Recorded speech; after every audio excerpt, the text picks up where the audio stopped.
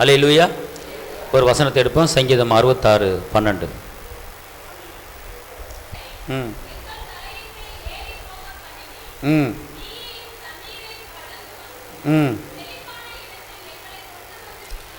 இந்த நாளிலே இந்த வேளையிலே நம்முடைய வாழ்க்கை என்பது ஒரு உயர்ந்தமான ஒரு வாழ்க்கை, ஒரு உன்னதமான ஒரு வாழ்க்கை, ஒரு அற்புதமான வாழ்க்கை, அதிசயமான வாழ்க்கை, ஒரு செழிப்பான வாழ்க்கை. ஒரு செழிப்பான வாழ்க்கை வாழ வேண்டும் என்று நாம் விரும்புகிறோம். ஒரு உயர்ந்த ஸ்தானத்தில் உயர்ந்த இடத்துல நாம் இருக்க வேண்டும் என்று நாம் எல்லோரும் விரும்புகிறோம். இந்த நாளிலே நீங்கள் செழிப்பான வாழ்க்கை வாழ வேண்டும் என்று அவர் விரும்புகிறார். அந்த செழிப்பான வாழ்க்கை வாழ்வதற்கு உண்டான தகுதி என்னன்னு கேட்டீங்கன்னா, அவர் சொல்றாரு, மனுஷர் எங்கள் தலையின் மேல் ஏறி போக பண்ணினீர், தீயையும் தண்ணீரையும் கடந்து வந்தோம், செழிப்பான இடத்துல எங்களை கொண்டு வந்து விட்டீர். அன்பார்ந்தவர்களே, ஒரு போராட்டம் நம்முடைய வாழ்க்கையில் வருகிறது, ஒரு துக்கம் நம்முடைய வாழ்க்கையில் வருகிறது, ஒரு நெருக்கம் நம்முடைய வாழ்க்கையில் வருகிறது, ஒரு அவமானம் நம்முடைய வாழ்க்கையில் வருகிறது. ஆனால் இந்த அவமானங்களும் இந்த துக்கங்களும் இந்த நெருக்கங்களும் இந்த தோல்விகளும் இந்த கஷ்டங்களும் நம்முடைய வாழ்க்கையிலே அது நிலையானது அல்ல, நிரந்தரமானது அல்ல. கர்த்தர் சொல்கிறார், அதற்கு பிற்பாடு உனக்கு ஒரு செழிப்பான ஒரு வாழ்க்கையை நான் உனக்கு என்ன செய்ய போகிறேன், கொடுக்க போகிறேன். உங்கள் துக்கம் சந்தோஷமாய் மாறும் என்றவர் சொல்கிறார். சாம்பலுக்கு பதிலாக நான் ஒரு சிங்காரத்தை கொடுக்கிறேன் என்றவர் சொல்கிறார். இங்க பாருங்க, மனுஷரை எங்கள் தலைமையில் ஏறி போக பண்ணினீர், தீயையும் தண்ணீரையும் கடந்து வந்தோம், செழிப்பான இடத்துல எங்களை கொண்டு வந்து விட்டீர். நம்ம இப்ப கஷ்டப்பட்டு கொண்டு இருக்கலாங்க, இப்ப நீங்க அவமானப்பட்டு கொண்டு இருக்கலாம். ஆனா கர்த்தர் சொல்றாரு, உனக்கு ஒரு செழிப்பான இடத்தை நான் ஆயத்தம் பண்ணி வச்சிருக்கிறேன், ஒரு உயர்வான இடத்தை ஆயத்தம் பண்ணி வச்சிருக்கிறேன். அந்த இடத்துல நீ பிரவேசிக்க, இப்ப இருக்கிற துக்கத்தையும் துயரத்தையும் வேதனையும் கஷ்டத்தையும் நீ பார்க்காதே. அன்பார்ந்தவர்களே, எய்த்துக்கு முதலாக போனவர் யோசேப்பு. அதற்கு பிற்பாடு யாக்கோப்பு அவருடைய தகப்பனார் 70 பேர்த்திட உள்ள போனார். எத்தனை பேர்? 70 பேர்த்திட உள்ள போனார். ஆனால் அவர்கள் ஞானத்திலும் அறிவிலும் பெருக்கத்திலும் அந்த ஈயத்திலே வளர்ந்து கொண்டே இருந்தார்கள். குழந்தை பெக்கிறதுலும் சரி, அவங்க செய்கிற வேலையிலும் சரி, சரீரத்தில் பலனும் சரி, சாப்பிட்றதிலும் சரி, எல்லா காரியத்திலுமே அவர்கள் பெருத்து கொண்டு வளர்ந்து கொண்டு போய்கொண்டே இருந்தார்கள். பார்த்துக் கொள்ளுங்கள். ஆனால் ஒரு வந்தது, யோசேப்பு மரித்தார். வேதம் சொல்லுகிறது, யோசேப்பை அறியாத ஒரு ராஜா அங்க வந்தார். எப்படி? யோசேப்பை அறியாத, யோசேப்பை தெரியாத ஒரு ராஜா வந்தார். அந்த ராஜா பார்வோன் ராஜா, அவர் இஸ்ரவேல் மக்களை பார்க்கிறார், எபிரேயரை பார்க்கிறார். இவர்கள் எபிரேயர்கள், இஸ்ரவேல் மக்கள், இவர்கள் செய்கிற ஒவ்வொரு காரியமும் ஜெயமாக முடிகிறது. இவர்கள் 70 பேர் தான் வந்தாங்க. ஆனா இப்போது நம்முடைய நாட்டிலே, நம்முடைய தேசத்திலே இவர்கள் லட்சக்கணக்காக பெருகி கொண்டே போய் கொண்டே இருக்கிறார்களே. அதனால் இவர்களை வளரவிடக்கூடாது, இவர்களை ஒடுக்க வேண்டும், இவர்களை அடக்க வேண்டும், இவர்களை அடிமைப்படுத்த வேண்டும் என்று அந்த பார்வோன் மன்னன் அந்த இஸ்ரவேல் மக்களை ஒடுக்கினான். பார்த்துக்கொள்ளுங்க. வேலை பலுவை அதிகமாக கொடுத்தான். பார்த்துக்கொள்ளுங்க. காரணம், அந்த யோசேப்புடைய ராஜா, உன் தகப்பனாருக்கு கொழுமையான பதார்த்தங்களை கொடு என்று சொல்லி அவர் வளர்ந்தார்கள். ஆனால் யோசேப்புக்கு பிற்பாடு யோசேப்பை அறியாத ராஜா இந்த இஸ்ரவேல் மக்களை கொடுமைப்படுத்தும்படி, அடக்கும்படி, ஒடுக்கும்படி, துன்பப்படுத்தும்படி, நிந்திகள் அவமானப்படுத்தும்படி அப்படிப்பட்ட ஒரு சூழ்நிலைக்கு தள்ளப்பட்டார்கள் இஸ்ரவேல் மக்கள். ஆனால் அதான் சொல்லப்பட்டிருக்கு, எங்களை தீயில கடக்க பண்ணுனீங்க. இந்த வசனம் பார்த்துக்கொள்ளுங்க. கடைசியில் முடிவு எங்கன்னு கேட்டீங்கன்னா, ஒரு செழிப்பான இடத்துல அங்கே கொண்டு வந்து நிப்பாட்டிட்டார். ஆமென் சொல்லுங்க. பாலும் தேனும் ஓடுகிற ஒரு இடத்துல, ஒரு செழிப்பான இடத்துல தேவ பிள்ளைகளை தேவன் கொண்டு வந்து அங்கே நிறுத்தினார். அதே போலத்தான் இன்று நீங்கள் ஒடுக்கப்பட்ட ஒரு வாழ்க்கை நீங்கள் வாழ்ந்து கொண்டு இருக்கலாம், நெருக்கப்பட்ட ஒரு வாழ்க்கை நீங்கள் வாழ்ந்து கொண்டிருக்கலாம், நிந்திக்கப்பட்ட ஒரு வாழ்க்கை நீங்கள் வாழ்ந்து கொண்டிருக்கலாம், அவமானப்பட்ட ஒரு வாழ்க்கை நீங்கள் வாழ்ந்து கொண்டிருக்கலாம். ஆனால் கர்த்தர் சொல்றாரு, எப்படி இஸ்ரவேல் மக்கள் நிந்திக்கப்பட்டு அவமானப்பட்டு ஒடுக்கப்பட்டு பல வருடங்களாக 430 வருடங்கள், எத்தனை வருடங்கள்? 430 வருடங்கள் கஷ்டப்பட்டார்கள். தேவன் அந்த கஷ்டத்தை பார்த்து அவர்கள் அங்கலாய்ப்பு பரலோகத்துக்கு எட்டி மோசேயை அனுப்பி அவர்களை பாலும் தேனும் ஓடுகிற கானான் தேசத்துக்குள்ளே அவர்களை பிரவேசிக்க வைத்த தேவன் உங்களையும் பாலும் தேனும் ஓடுகிற கானானுக்குள்ளே கண்டிப்பான முறையில் பிரவேசிக்க வைப்பார். ஐயோ, நான் 5 வருஷமா கஷ்டப்பட்டு கொண்டு இருக்கிறேனே, ஐயோ நான் 3 வருஷமா கஷ்டப்பட்டு கொண்டு இருக்கிறேனே, பயப்படாதீங்க. பெரும்பாலுள்ள ஸ்திரீ 12 வருடம் கஷ்டப்பட்டாள், அதுக்கப்புறம் சுகத்தை பெற்றாள். 18 வருடம் கூலியா இருந்தால், அதுக்கப்புறம் நிமிரப்பட்டால், சுகத்தை பெற்றாள்.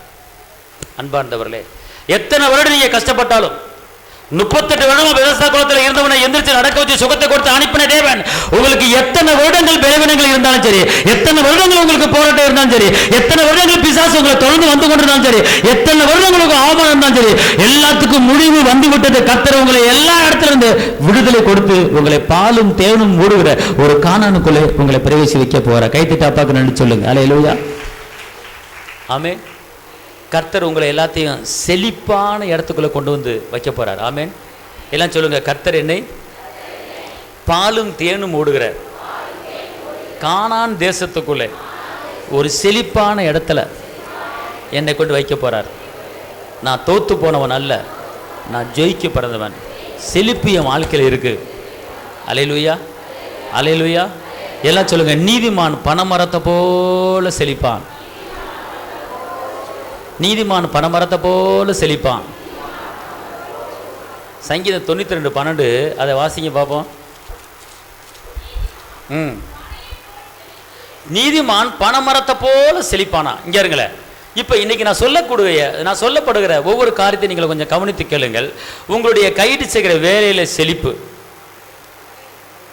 குடும்பத்தில் செழிப்பு, பணத்தில் செழிப்பு, நகையில் செழிப்பு, ட்ரெஸ்ஸில் செழிப்பு, வீடுல செழிப்பு, இடத்துல செழிப்பு, துணிமணியில செழிப்பு, எல்லா வகையிலும் ஒரு செழிப்பை கர்த்தர் உங்களுக்கு கொடுக்க போறாரு. ஆமாவா இல்லையா? ஆமேன்னு சொன்னவங்க வாழ்க்கையில கண்டிப்பா செழிப்பு இருக்கு. உம்முன்னு உட்காந்தா ஒண்ணுமே இல்லை. நீங்க ஆமேன்னு சொன்னா அப்படியே ஆக கடவுது. நான் சொல்றது எனக்கு அப்படியே ஆக கடவுது. அல்லேலூயா. நீங்களாம் செழிக்க போறீங்க, நீங்களாம் உயர போறீங்க, மலை மேல இருக்கிற பட்டணம் போல உயர போறீங்க. நீங்க எந்த காரியம் செஞ்சாலும் அது உங்களுக்கு வாய்க்க போகுது, அது நடக்க போகுது. கர்த்தர் உங்களை பெருக பண்ண வைக்க போறாரு. கைத்தட்டி அப்பாக்கு நன்றி சொல்லுங்க. அல்லேலூயா, அல்லேலூயா. அப்ப நீங்க என்ன செய்யுங்கன்னு கேட்டீங்கன்னா, கர்த்தர் என்ன சொல்றாருன்னா, பனைமரத்தை போல, எல்லாம் சொல்லுங்க, பக்கத்தில் பார்த்து சொல்லுங்க, பனைமரத்தை போல நீங்க செழிக்க போறீங்க. சும்மா கையை பிடிங்க, சொல்லுங்க, அம்மா ஐயா ஏக்கா டல்லா இருக்கீங்க, பனைமரம் எப்படிக்கா வளருது, அதே போல நீங்களும் வளர்ந்து செழிப்பா மாற போறீங்க. பனைமரத்தை போல நொங்கு கொடுக்க போறீங்க, பனைமரத்தை போல பதனி கொடுக்க போறீங்க, பனைமரத்தை போல ஓலையை கொடுக்க போறீங்க, பனைமரத்தை போல மரத்தை கொடுக்க போறீங்க. வேறு வரைக்கும் பயன்படுது, அதே போல நீங்க பயன்பட போறீங்க. கைத்தட்டி அப்பாக்கு நன்றி சொல்லுங்க. அல்லேலூயா, ஆமென். நீதிமான் பனைமரத்தை போல செழிப்பானா. அல்லேலூயா. இந்த பனைமரத்துடைய தன்மை என்னன்னு கேட்டீங்கன்னா, எந்த புயல் வந்து மோதி தாக்கினாலும் அசைக்கப்படுவதில்லை. எந்த புயல் வந்து மோதி தாக்கினாலும் அசைக்கப்படுவதில்லை. உம்மையே நான் நேசிப்பேன், உம்மையே நான் நேசிப்பேன், உம்மையே நான் நேசிப்பேன், உம்மையே நான் நேசிப்பேன்.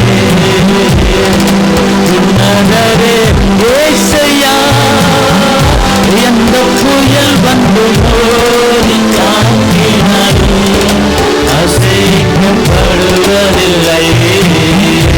எந்த புயல் வந்து மோதி தாக்கினாலும் அசைக்கப்படுவதில்லை. சொல்லுங்க, எந்த புயல் காற்று, எல்லாம் சொல்லுங்க, எந்த புயல் காற்று. அதாவது பேசுனா தாங்க அது நடக்கும், பேசல நடக்காது. அல்லேலூயா, ஆமென் சொல்லுங்க. டயர்டாக வருது, ஒரு டீயை கொடுங்க, ஒரு காஃபியை கொடுங்க அப்படின்னா ஒரு டீயை குடித்தா தான் டயர்டு போகும். அல்லேலூயா. இப்போ உங்கள் டயர்டு போகணும்னா இந்த வார்த்தையை குடிக்கணும். அல்லேலூயா. எந்த வார்த்தையை குடிக்கணும்? எரேமியா 15:16 சொல்லுது, தேவனுடைய வார்த்தை கிடைத்த உடனே. அப்புறம் என்ன போட்டிருக்கு? அதை என்ன செஞ்சேன்? சாப்பிட்டேன். சாப்பிட்ட பிற்பாடு எனக்கு சமாதானமும் சந்தோஷமும் வந்தது. அல்லேலூயா. சரி, காலையில் மத்தியானம் ஒரு 1 மணிக்கு ஒரு மட்டன் பிரியாணி நான் சாப்பிட போகிறேன், ஒரு சிக்கன் பிரியாணி சாப்பிட போகிறேன், ஒரு சப்பை, ஒரு போன்லெஸ்ஸு ஃபுல்லாக சாப்பிட்டு அவுன்னு ஏப்ப விட்டு நான் உட்கார போகிறேன். சந்தோஷம் என்னை தேடி வரப்போகுது, சமாதானம் என்னை தேடி வரப்போகுது. வருமா? வருமா? சொல்லுங்க, வருமா வராதா? அல்லது நான் ஒரு வான்கோழி பிரியாணி சாப்பிட போகிறேன், எனக்கு சந்தோஷம் வந்துடும். சொல்ல முடியுமா? சொல்ல முடியுமா? வரும். மிஞ்சி போனால் வயிற்றால வரும், வேற ஏது வராது. ஆனால் இதை நீங்கள் சாப்பிட்டீங்கன்னா எதை எதை? எரேமியா 15:16 எல்லாம் சொல்லுங்க. எரேமியா 15:16 சாப்பிடுங்க, சாப்பிடுங்க, சாப்பிட்டுக்கிட்டே இருங்க. எந்த சைடு எஃபெக்ட் எதுவுமே வராது. நீ விடிய விடிய சாப்பிட்டுக்கிட்டு இருக்கலாம், டைம் போட்டு சாப்பிடலாம், கேப் இல்லாம சாப்பிடலாம், போட்டுக்கிட்டே இருக்கலாம். ஒன்னும் வயிற்றால போகவே போகாது. என்ன புரியுதா புரியலையா உங்களுக்கு? இப்போ புரியுதா புரியலப்பா உங்களுக்கு? ஏங்க இப்போ காலையில் ஒரு மத்தியானம் 12 மணிக்கு ஒரு பிரியாணி, அடுத்து 1 மணிக்கு ஒரு வடகரி, ஒரு ஆப்பம், அடுத்து 3 மணிக்கு ஒரு நொறுக்கு தீனி, அடுத்து 4 மணிக்கு சூடா பச்சி, அடுத்து 6 மணிக்கு ஒரு பிரெட்டு, 7 மணிக்கு ஆப்பம், 8 மணிக்கு இட்லி. சாப்பிட முடியுமா? சரி, சாப்பிட்டுட்டேன்னு வச்சுக்கொள்ளுங்க, நைட்டு நிம்மதியாக தூங்க முடியுமா? படுத்து தூங்கிடுவீங்களா? அல்லேலூயா. முடியுமா? முடியாது. நான் என்ன சொல்றேன் தெரியுமா? இது உங்களுக்கு ஒன்றும் கிடைக்காது. ஆனா நீங்க 1 மணி இல்லை, 2 மணி இல்லை, நிமிஷத்துக்கு நிமிஷம், டயத்துக்கு டயம் இதை நீங்க சாப்பிட்டுக்கிட்டே இருங்க. இதை சாப்பிட சாப்பிட நீங்க ஆடுவோம், பாடுவோம், கொண்டாடுவோம், அப்பா சமூகத்தில் பாடி மகிழ்ந்து கொண்டாடுவோம். ஆடுவோம், பாடுவோம், கொண்டாடுவோம், அப்பா சமூகத்தில் பாடி மகிழ்ந்து கொண்டாடுவோம். அல்லேலூயா. அப்ப இதை நீங்க சாப்பிட்டீங்கன்னா ஆடுவீங்க. எல்லாம் சொல்லுங்க, இதை நீங்க சாப்பிட்டீங்கன்னா நீங்க வீட்டில் ஆடுவீங்க, நீங்க பாடுவீங்க, உங்க வீட்டுக்காரோட சேர்ந்து, பிள்ளைகளோட சேர்ந்து லா லல்லா லா லல்லா லா லா லான்னு சொல்லி என்ன செய்வீங்க? ஆடுவீங்க. அல்லேலூயா. அங்கிட்டு ஒரு பக்கம் இங்கிட்டு ஒரு பக்கம் உட்கார மாட்டீங்க. எல்லாம் சொல்லுங்க, அங்கிட்டு ஒரு பக்கம் இங்கிட்டு ஒரு பக்கம் உட்கார மாட்டீங்க. வீட்டுக்குள்ள ரவுண்டா உட்காந்து, வீட்டுக்குள்ள ரவுண்டா உட்காந்து அற்புதர் அற்புதர் அற்புதர் அற்புதர் இயேசு அற்புதர், அன்பினோர் வாழ்வை இன்பமாய் மாற்றும் இயேசு அற்புதர், அற்புதர் அற்புதர் அற்புதர் அற்புதர் இயேசு அற்புதர், அன்பினோர் வாழ்வை இன்பமாய் மாற்றும் இயேசு அற்புதர். இப்படி வீட்டுக்குள்ள உட்காந்து என்ன செய்வீங்க? பாடுவீங்க. எப்ப பாடுவீங்க? எதை சாப்பிடும் போது? சத்தமாக. எதை சாப்பிடும் போது? சொல்லுங்க. எரேமியா 15:16 படி தேவனுடைய வார்த்தை கிடைச்ச உடனே அதை சாப்பிட்டுக்கிட்டே இருப்பேன். சாப்பிட சாப்பிட எனக்குள்ளே எனக்குள்ளே இருக்கின்ற என் இயேசு என்றும் பெரியவரே, எனக்குள்ளே இருக்கின்ற என் இயேசு என்றும் பெரியவரே, நான் அறியாததும் எனக்கு எட்டாததும் பெரிய காரியங்கள் செய்திடுவார், நான் அறியாததும் எனக்கு எட்டாததும் பெரிய காரியங்கள் செய்திடுவார், எனக்குள்ளே இருக்கின்ற இயேசு வார்த்தை. அல்லேலூயா. அல்லேலூயா. எல்லாம் சொல்லுங்க, நான் சாப்பிடுவேன் சாப்பிடுவேன் சாப்பிட்டுக்கிட்டே இருப்பேன். சாப்பிடுவேன் சாப்பிடுவேன், எப்ப பார்த்தாலும் சாப்பிடுவேன், நைட்டு மகளும் சாப்பிடுவேன், தூக்கத்திலையும் சாப்பிடுவேன், தூங்கிக்கிட்டே சாப்பிடுவேன், பக்கத்தில் வச்சுக்கிட்டே சாப்பிடுவேன். சாப்பிட சாப்பிட எனக்கு பலன், எனக்கு உற்சாகம், எனக்கு தைரியம், எனக்கு சந்தோஷம், எனக்கு சமாதானம், எனக்கு தாழ்மை, எனக்கு இரக்கம், எனக்கு தயவு, எனக்கு செழிப்பு, எனக்கு ஞானம், கடைசியில் பரலோகம். அல்லேலூயா. அப்போ இந்த சாப்பாடை விட்டுவிட்டு வேற சாப்பாடுக்கு நம்ம போகலாமாங்க? அல்லேலூயா, அல்லேலூயா. அப்போ வேற சாப்பாடு சாப்பிட வேணாமா அப்படின்னு கேட்கலாம். இதை சாப்பிடுங்க, அந்த சாப்பாடு ரெண்டாவதா உங்களை தேடி வரும். அல்லேலூயா. எல்லாம் சொல்லுங்க, தேவனுடைய வார்த்தை கிடைத்தவுடனே சாப்பிடுவேன் சாப்பிடுவேன் சாப்பிடுவேன் சாப்பிடுவேன். அதாவது என்ன சொல்றதுன்னே தெரியல. என்ன சொல்றது? சாப்பிடுவேன் சாப்பிடுவேன் அப்படியா? சாப்பிடுவேன் சாப்பிடுவேன், தேவ வார்த்தையை சாப்பிடுவேன். சாப்பிட பிற்பாடு எனக்கு சந்தோஷம், எனக்கு சமாதானம் சாப்பாட்டில் வந்துருது. அல்லேலூயா, அல்லேலூயா. அதுக்குத்தான் இந்த சாப்பாடு வசனத்தை விசுவாச அறிக்கையை அடித்து எல்லாத்துக்கும் அனுப்பிக்கிட்டு இருக்கேன். சாப்பிட்டு நல்லா இருங்கப்பா, நல்லா இருங்கப்பா, நல்லா இருங்கப்பா. போன வாரம் கூட ஒரு 50 விசுவாச அறிக்கையை அனுப்பி வச்சேன். 4 ரூபா ஸ்டாம்பு ஒட்டி செலவு பண்ணி அனுப்புகிறேன். நல்லா இருந்துருப்போங்கப்பா, சாப்பிடுங்கப்பா, சாப்பிட்டு திருப்தி இருந்தது. எங்கள் மூலமாக ஆண்டவர் ஏசப்பா உங்களுக்கு ஒரு சாப்பாடை போட்டுக்கிட்டு இருக்கிறார், சாப்பிடுங்கப்பா. அல்லேலூயா, அல்லேலூயா, அல்லேலூயா. இப்போ கர்த்தர் என்னோடு இருக்கிறார் சொல்லுங்க அப்படின்னா நீங்கள் சொல்கிறீங்க, நான் ஒரு வாய் சாப்பாடு அள்ளி போடுறேன், ஒரு லட்டு தூக்கி போடுறேன், சாப்பிட்றீங்க. எனக்குள்ள இருக்கிற பெரியவர் அப்படின்னு சொன்னேன்னா, நீங்கள் சொன்னீங்கன்னா ஒரு ஜிலேபி எடுத்து வாயில் பாருங்க, ஓ நல்ல டேஸ்டாக இருக்கோ. அல்லேலூயா. இப்போ இருப்பதற்கு 1000 மடங்கு பெருகவே அப்படின்னு சொன்ன நீங்க சொன்னீங்கன்னா உங்களுக்கு ஒரு லட்டு. அல்லேலூயா. சாப்பிட்றீங்க. ஆமென். அல்லேலூயா. உங்களுக்கு எல்லாத்துக்கும் சாப்பாடு ரெடி. ஆமென். ஏன்னா சாப்பாடு நிறைய உங்கள் கையிலே நீங்கள் வச்சிருக்கிறீங்க. கையில் வச்சிருக்கிறவங்களாம் கையை தூக்குங்க பார்ப்போம், தூக்கி காமிங்க சாப்பாடு டப்பாவை. அல்லேலூயா, அல்லேலூயா.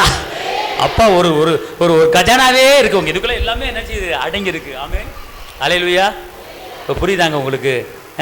நீதிமான் பனைமரத்தை போல செழிப்பாங்க, பனைமரத்தை போல செழிப்பாங்க. நீங்கள் எங்கிட்ட காட்டு பகுதியில் எங்கிட்டாவது போனீங்கன்னா, எங்கிட்ட ஒரு பனைமரத்தை பார்த்தீங்கன்னா, பனைமரத்தை அப்படி பார்த்து, நான்லாம் ஹீரோ ஹோண்டா வண்டிக்கு எப்படி ஹீரோ ஹோண்டா எனக்கு வண்டி வந்துச்சு தெரியுமா? ரோட்டில் டீ குடிச்சிக்கிட்டு இருக்கும்போது ஒரு ஹீரோ ஹோண்டா வண்டி வந்துச்சு. தகப்பனே இயேசுவே துதிக்கிறேன், இந்த மாதிரி ஹீரோ ஹோண்டா வண்டி எனக்கு வருவதாக இயேசுவின் நாமத்தில். இந்த வண்டி வேணாம் பாவம் ஆண்டவரே, இந்த மாதிரி எனக்கு வேற வண்டி ஹீரோ ஹோண்டா வண்டி வேணும் ஆண்டவரே, இயேசுவின் நாமத்தில் எப்படி வருவதாக அப்படின்னு சொல்லி ஜெபிச்சு ஹீரோ ஹோண்டா வண்டி வந்துருச்சு எனக்கு. அல்லேலூயா. அதனால் எங்கிட்ட போனீங்கன்னா ஒரு பனைமரத்தை பார்த்தீங்கன்னா, பனைமரத்தை இப்படி கையை வாங்கி வச்சுட்டு இயேசுவின் நாமத்தில் நீதிமான் பனைமரத்தை போல செழித்திருப்பான்னு சொல்லியிருக்கீங்க. இந்த பனைமரம் கண்ணு கெட்டது ரொம்ப தூரமாக இருக்குது, ஆண்டவர் பார்க்க முடியல. இதே போல் என் வாழ்க்கை வளருவதாக, இதே போல் கயிறு செய்கிற வேலை வளருவதாக. நீதிமான் பனைமரத்தை போல் வருவான், நான் இந்த பனைமரத்தை போல வளரணும் இயேசுவின் நாமத்தில். இந்த பனைமரத்துடைய ஆசீர்வாதத்தை நான் எடுத்துக் கொடுக்குறேன் அப்படின்ட்டு நேராக வந்துருங்க, வீட்டுக்கு வாங்க, பனைமரத்தை போல வளர்ந்துருவீங்க. அல்லேலூயா. என்ன இந்த பனைமரம் இப்படி வளர்ந்து கிடக்கு, இது என்ன பனைமரம் அப்படி சொல்லாம, ஆகா பனைமரத்தை பார்த்துதான் விட்டுறாதீங்க, உடனே ஓடி பனைமரத்து மேல கையை வச்சிரு. பனைமரத்து மேல என்ன செஞ்சிருக்க? கையை வச்சு இயேசுவின் நாமத்திலே நீதிமான் பனைமரத்தை போல செழித்தவங்க வளருவார் என்று சொல்லப்பட்ட வசனத்தின்படியாக இந்த பணம் வளர்ந்துருக்கு, நொங்கு கொடுத்துக்கிட்டு இருக்கு, பதனி கொடுத்துக்கிட்டு இருக்கு, எல்லாம் கொடுத்துக்கிட்டு இருக்கு. இயேசுவின் நாமத்தில் இந்த பனைமர வளர்ச்சி என் வாழ்க்கையில வருவதாக வருவதாக வருவதாக வருவதாக வருவதாக வருவதாக வசனத்தின்படி வருவதாக. நான் பனைமரத்தை செழித்தோங்கி எல்லாரும் என் வாழ்க்கையை, என் குடும்பத்தை, என் தொழில, என் பிசினஸ் எல்லாரும் ஆன்னு பார்க்கும்படி பனைமரத்தை எப்படி அண்ணாந்து பார்க்கறாங்க, அது போல என்ன பார்க்க போறாங்க. ஐயா தட்டு அப்பாவுக்கு. அதனால இனிமே பனைமரத்தை பார்த்தா விட்டுறாதீங்க, ஒரு கையை வச்சிருங்க பனைமரத்து மேலே. அந்த பனைமரத்தை ஆசீர்வாதம் எனக்கு வருவதா அப்பனா சரி, அந்த பனைமரம் ஆசீர்வாதம் கரண்டு உங்க மேல பாயிற மாதிரி அந்த பனைமரம் ஆசீர்வாதம் பதனி நொங்கு எல்லாம் உங்க மேல வந்துடும். நீங்க வீட்டுக்கு போங்க, உங்க கஜானா நிரம்பி இருக்கும், நொங்கு நிரம்பி இருக்கும், பதனி நிரம்பி இருக்கும், ஏன்னா அந்த ஓலை நிரம்பி இருக்கும். அப்போ ஓலை நிரம்பி இருக்காது, அந்த ஓலையை போல பணமும் நொங்கு போல செழிப்பு எல்லாம் டப்பால அடுக்கி வைக்கப்பட்டிருக்கும். நீங்க சொல்லணும். ஆமென் சொல்லுங்க. அல்லேலூயா. செழித்தோங்கி வளர்றதுக்கு உண்டான வழிமுறைகள். அல்லேலூயா. இப்ப புரியுதா புரியலையா? இப்ப பனைமரத்தை தூரத்தில் பார்த்தீங்கன்னா விட்டுறாதீங்க. இந்த பனைமரத்தின் வல்லமை எனக்குள்ள வருவதாக இந்த வசனத்தின்படி சொல்லுங்க. சங்கீதம் 92:12 படி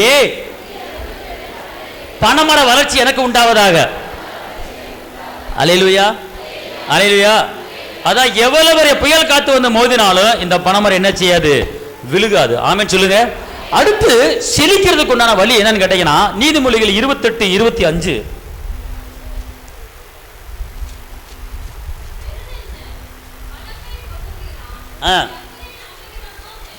கர்த்தரை நம்புகிறவனோ எல்லாம் சொல்லுங்க, நான் கர்த்தரை நம்புவேன் செழிப்பேன். கர்த்தரை நம்புவேன் செழிப்பேன். எங்க சத்தமா சொல்லுங்க, கர்த்தரை நம்புவேன் செழிப்பேன். கர்த்தரை நம்புவேன் செழிப்பேன். கர்த்தரை நம்புவேன் செழிப்பேன். அல்லேலூயா. அப்பனா செழிக்கிறதுக்கு உண்டான ஒரு வழி என்னன்னு கேட்டீங்கன்னா, நீங்க அவரை நம்பணும். ஒரு தொழில் பண்றீங்களா? அவரை நம்புங்க. ஒரு பிசினஸ் பண்றீங்களா? அவரை நம்புங்க. சரீரத்தில் பலவீனம் மாறணுமா? அவரை நம்புங்க. ஒரு வீடு கட்டணுமா? அவரை நம்புங்க. எல்லா காரியத்திலுமே அவரை நம்பி நீங்க இருங்க. அல்லேலூயா சொல்லுங்க. கர்த்தரை நம்புகிறவர்கள் வெட்கப்பட்டு போவதில்லை. அல்லேலூயா சொல்லுங்க. கர்த்தரை நம்புகிறவன் வெட்கப்பட்டு போவதில்லை. என் வாழ்க்கையில ஆதி முதல் அந்த வர எல்லாமே அவரை தான் நான் நம்பி இருக்கிறேன். அவரை நம்பி இருப்பதனால நான் செழித்தோங்கி வளருவேன். செழிப்புக்குண்டான வழி அவரை நம்பணும். நான் யாரையும் நம்ப மாட்டேன், கர்த்தரை நம்புவேன். ஆமென் சொல்லுங்க. அல்லேலூயா, அல்லேலூயா. அப்ப நீங்க என்ன செய்யணும் கேட்டீங்கன்னா, உங்கள் நம்பிக்கையை அவர் மேல வைக்கணும். எந்த காரியத்துக்கு நான் நம்பிக்கை? ஒரு திருமண காரியமா இருக்கா? அந்த நம்பிக்கை அவர் மேல வைங்க. எந்த காரியம் உங்க குடும்பத்தில் இருக்கு, இந்த காரியம் கர்த்தரால் வரும். என் நம்பிக்கை வீண் போகாது. நீ நம்புற காரியம் அவரால் என்ன செய்யுது? வரப்பெறுகிறது. அடுத்து இன்னும் ஒரு செழிப்பு பார்த்துக்கொள்ளுங்க. செழிக்கிறதுக்குண்டான வழி என்னது? கர்த்தரை நம்பினா என்ன கிடைக்கும் உங்களுக்கு? கர்த்தரை நம்பினா என்ன கிடைக்கும்? செழிப்பு கிடைக்கும். அடுத்து இன்னொன்று, சங்கீதம் 92:13.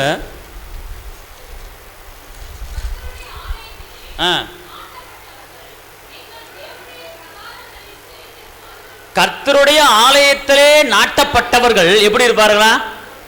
செழித்திருப்பார்கள். இப்போ நீங்கள் இந்த ஆலயத்தில் நாட்டப்பட்டிருக்கிறீங்க. இந்த ஆலயத்தில் எப்படிப்பட்டிருக்கிறீங்க? நாட்டப்பட்டிருக்கிறீங்க. அப்போ இந்த ஆலயத்தில் நீங்கள் நாட்டப்பட்டிருந்தால் நீங்கள் கண்டிப்பான முறையில் செழிப்பீர்கள். ஆமென், அல்லேலூயா, அல்லேலூயா. அதாவதுங்க, ஒரு செடியை ஒரு இடத்துல வச்சுட்டு அது பாட்டு வளர்ந்துக்கிட்டு இருக்காங்க. பிடிங்கி வச்சீங்கன்னா வளராது. அதே போல நம்ம ஆலயத்துக்குன்னு வந்துட்டோமா, இந்த ஆலயத்தில் கர்த்தர் உங்களை வச்சிருக்கிறாரா? இந்த ஆலயத்தில் ஞானஸ்நானம் எடுத்திருக்கீங்களா? அப்போ இந்த ஆலயத்தில் நல்லதை கெட்டதை யார் வர்றாங்களோ யார் வரலையோ, என்ன செய்யறாங்களோ எது செய்யணும், அது எனக்கு பிரச்சனை இல்லை. இந்த ஆலயத்தில் கர்த்தருடைய வார்த்தையை மட்டும் கேட்பேன், தேவனை மகிமைப்படுத்துவேன், தேவனை ஆராதிப்பேன். அது எனக்கு போது. இந்த ஆலயத்தில் நான் நாட்டப்பட்டிருக்கிறேன், அப்போது நான் கண்டிப்பான முறையில் நான் செழிப்பேன். ஆமென். சில பேர் என்ன பண்ணுவாங்க? நாட்டப்பட மாட்டாங்க. ஆலயத்தை குறித்து ஒரு அக்கறை இருக்காது, ஆலயத்தை குறித்து ஒரு தரிசனம் இருக்காது. ஆனா அவர் சொல்றாரு, இந்த ஆலயத்திலே நீங்கள் நாட்டப்பட்டவர்களாக இருக்க வேண்டும். அப்படி இருக்கும்போது பார்த்துக்கொள்ளுங்க, நீங்க கண்டிப்பான முறையில் செலுத்திடுவீங்க. பாருங்க, ஒரு ஊர்ல ஒரு சர்ச் இருந்துச்சு. அந்த சர்ச்சில் ஆராதனை செய்தி எல்லாமே கொஞ்சம் சவுண்டு வெளியே போகும், பார்த்துக்கொள்ளுங்க.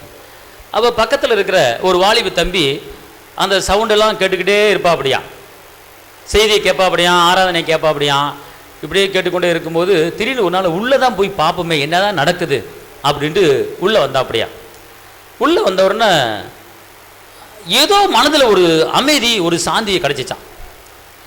அப்போ அந்த வாலிபனுக்கு ஒரே போராட்டம். படிப்பு காரியத்தில் வந்து எங்கே போனாலும் தோல்வி, ஜெயமே கிடைக்கல, எல்லாமே ஃபெயிலாக இருந்துச்சு.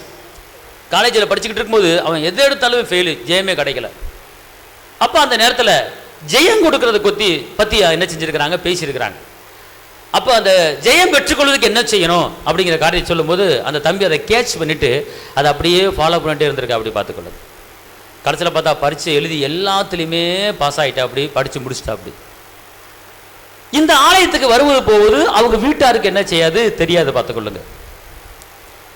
இயேசுவை அறியாத ஒரு குடும்பம், பார்த்துக்கொள்ளுங்க. இயேசுவை அறியாத ஒரு குடும்பம். அப்போ இந்த தம்பி வார வாரம் ஆலயத்துக்கு வரப்போக அப்படி ஞானஸ்நானம் எடுக்க இயேசுவை சொந்த ரட்சகரை ஏற்றுக்கொண்டுட்டு இப்படி இருக்கும்போது வேலைக்காக லோன்னு அலைஞ்சிருக்கா. வேலை கிடைக்கல. வீட்டில் வஞ்சிருக்கான், என்னடா படித்து முடிச்சுட்டு வேலை கிடைக்கல அப்படின்ட்டு. அப்போ சும்மா இருக்கிற இடத்துல வந்து சர்ச்சில் வந்து உட்காந்துக்கிட்டே இருப்படி வந்து போயிட்டே இருப்பா. அப்படியே அப்போ அந்த தம்பி திடீர்னு சர்ச்சில் வந்து ஏதாவது தூசி இருந்தால் விட மாட்டா அப்படியா, தொடப்பா அப்படியா, ஏதாவது பாய் விரிக்கிறது எதுனாலும் எல்லா வேலையும் பார்ப்பா அப்படியா. ஒரு நாள் சர்ச்சு தூசியாக கிடக்கிறத பார்த்துட்டு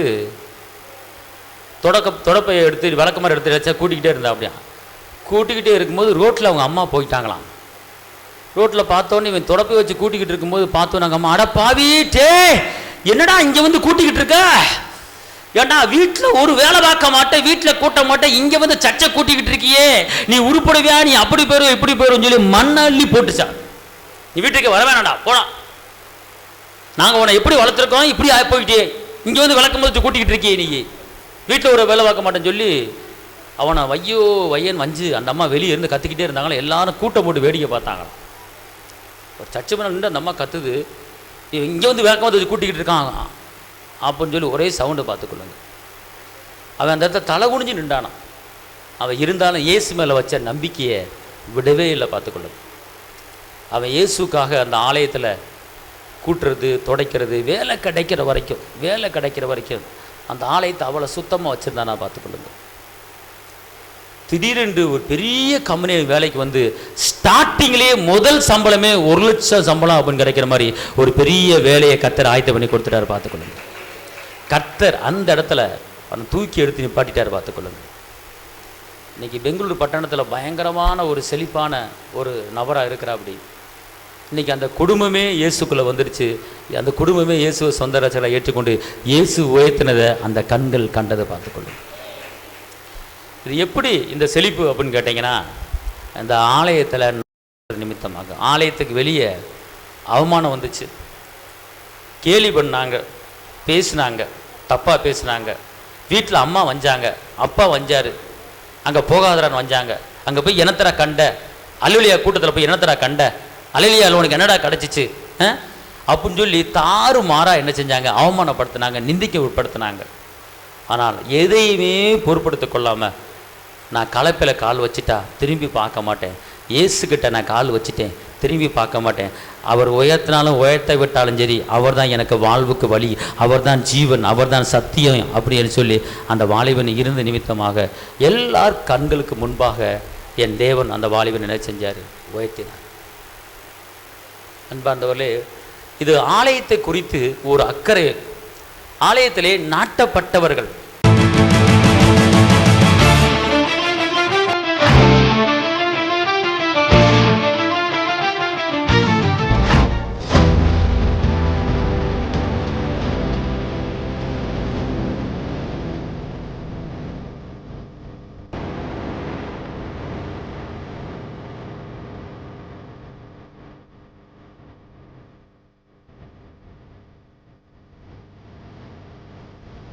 உங்கள் வாழ்க்கையில் போராட்டமா, கண்ணீரா, வேதனையா? இயேசு உங்களுக்கு அற்புதம் செய்வார். எங்களோடு இணைந்து கர்த்தரை ஆராதிக்க உங்களை அன்புடன் அழைக்கிறோம். எங்கள் முகவரி போதகர் சி. ஜீவா, திரியேக தேவ எழுப்புதல் ஆலயம், RS நகர், அல்லம்பட்டி, விருதுநகர். Cell number 9443313673. Email address jiva.boj@gmail.com. ஞாயிறு ஆராதனையின் நேரம் காலை 8:30 மணி முதல் 10:30 மணி வரை. செவ்வாய்க்கிழமை மன்றாட்டின் ஆராதனை மாலை 6:30 மணி முதல் 8 மணி வரை.